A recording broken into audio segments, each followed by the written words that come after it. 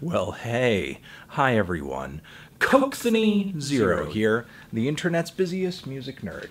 And it's time for a review of the new Deafheaven record, New Bermuda. Deafheaven is a California rock band who, a handful of years ago, started out with a pretty general atmospheric black metal sound, but surprisingly came into their own on their last full-length album, Sunbather, and came through with not only one of the most exciting and popular and most well-reviewed metal albums of that year, but maybe the most popular black metal album of the 2010s thus far. Maybe one of the most accessible black metal albums of all time, but Deafheaven didn't get to that point without changing up the in there as well. I think it's safer to say that Deafheaven is more just an amalgamation of many things, even if they are more a metal band than they are anything else. And I can't even really say they're my favorite US black metal act. There are other American black metal acts for it, for now. Now, this new record is 5 tracks long,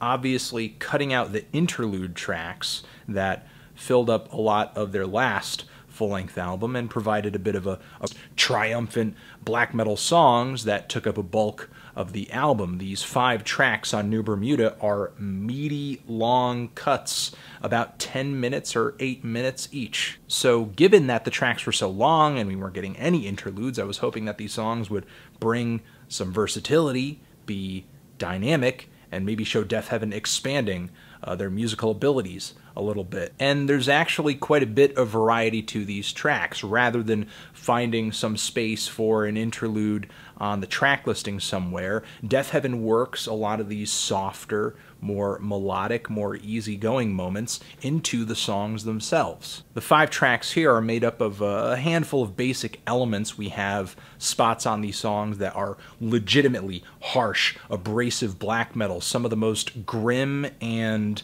sinister music that Deafheaven has recorded so far. And then we have passages on here where we get those triumphant guitar leads and solos, which we kind of expected because they end up on the last album. Some post-rock interludes as well. And then we have spots that are very, very low-key, maybe with a little bit of piano or some acoustic guitar hanging in the background or some very gentle guitar soloing. There are a lot of pretty ambitious song structures on a lot of these tracks. These songs are just multifaceted, and that's definitely something I admire about this album, but I can't say that I love everything I'm hearing on this album. Given that we have 5 tracks on here and each song is so long and each track has numerous parts to it, I don't really hate any one single track from beginning to end. Rather, there are elements or just spots in these songs that I don't care for at all. Like on the song Brought to the Water, where we get this fade out at the very end of the song, which feels like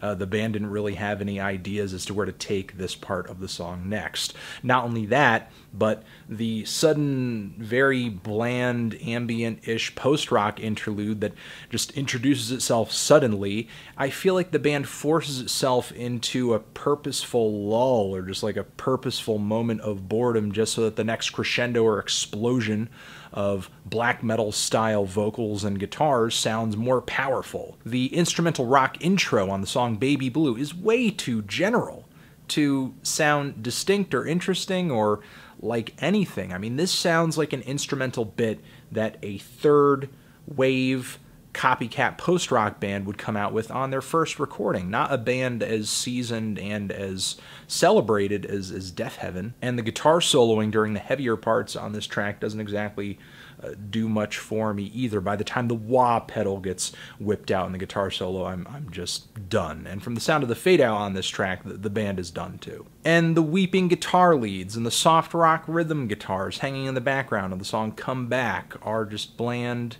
bland, bland. And the last few moments on the closing track here makes for one of the worst endings on the entire album. The whole track starts off with this interesting mix of these kind of dry, very abrasive guitars, not too heavy, but sort of a different mix approach on this track. The vocals are incredibly harsh, not as swallowed up in the guitars as they are on a lot of other tracks here. And I love the heavy riff breakdown sort of in between the verses on this track, but the sudden acoustic guitar strummed bit that pops in out of nowhere. It's wow. I'm just at a loss for words as to how quickly this album goes from 60 to 0. And that's not like speed, that's like my level of interest. The band just really kills the momentum of these songs in order to transition into these very gentle musical bits that have no flavor or passion or emotion to them whatsoever. It's like I'm getting a buffering screen as I wait for the next interesting, aggressive bit of music on the record. Although I will say when this musical section comes back with a piano hanging in the background, it's not as bad when it was initially introduced. Now, as far as the extreme parts on this record, they're incredible. They're exciting. They're throttling. They're explosive. They're passionate. They're, again, some of the most grim and intense stuff Deafheaven has laid to record yet. I really have no complaints when it comes to these moments on this album. I think they're great. However, I do understand that these spots wouldn't be as interesting as they are if it weren't for those breaks, those moments where Deafheaven varies from these moments of intensity. However, these breaks, these detours, these contrasting musical passages on this record just happen to be very underwhelming. It's just not really a good pairing, and it's not that I don't think softer music wouldn't pair well with what Deafheaven are doing during the more aggressive parts on this album. It definitely would. It's just that I don't really find these passages to be written all that well. These kinds of guitar tones and melodies and chord progressions I could find on any number of inconspicuous post-rock albums that people wouldn't even bat an eye at. And it's not that I don't understand people enjoying them here.